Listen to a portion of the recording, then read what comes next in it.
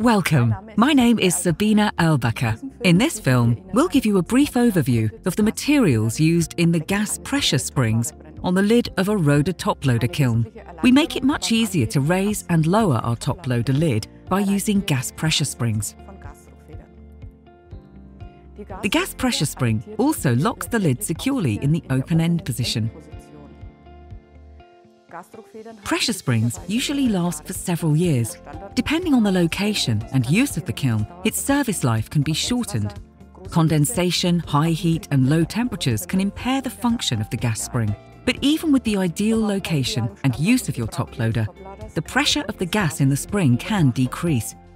The gas pressure spring is therefore a wear part that you should have replaced from time to time.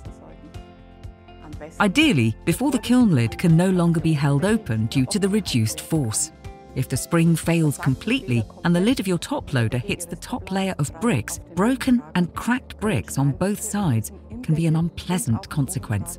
If you're not going to use your toploader for a long time, we recommend that you keep the lid closed at all times. The moving piston rests in the oil-filled cylinder and remains lubricated.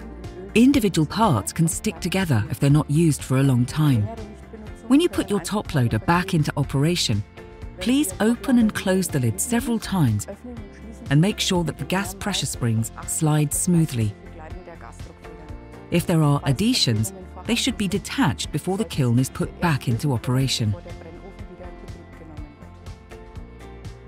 Thank you very much for watching. We hope to see you for the next ROHDE Product Information video. Enjoy your ceramic results.